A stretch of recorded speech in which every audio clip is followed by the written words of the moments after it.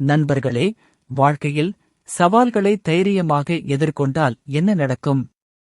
ஒரே ஒரு வாய்ப்பில் உலகை ஆச்சரியப்படுத்த முடியுமா? இது அமெரிக்காவில் நடந்த உண்மைச் சம்பவம்.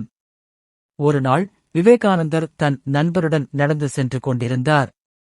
தூரத்தில் கோல்ஃப் போட்டி நடந்து கொண்டிருந்தது. இந்த போட்டியின் விதி என்ன தெரியுமா? ஒரு சிறிய பந்தை தூரத்தில் உள்ள குழியில் போட வேண்டும். ஒவ்வொரு வீரருக்கும் 4 வாய்ப்புகள். விவேகானந்தர் பார்த்துவிட்டு, எனக்கு ஒரே ஒரு வாய்ப்பு போதும் என்றார். நண்பர் அதிர்ந்து போய், அது முடியாது, ரொம்ப கஷ்டம் என்றார். ஆனால் விவேகானந்தர் தைரியமாக முன்னேறினார். ஒரே ஒரு அடி, ஒரே ஒரு ஷாட். பந்து சரியாக குழியில் விழுந்தது. பரிசும் அவருக்குதான் கிடைத்தது. நண்பர் வியப்புடன், எப்படி சார் இது முடிந்தது என்று கேட்டார். விவேகானந்தர் புன்னகைத்துக் கொண்டே, வாய்ப்பை சவாலாக ஏற்க வேண்டும், திறமையை செயலில் காட்ட வேண்டும் என்றார். வாய்ப்புகள் தானாக வராது.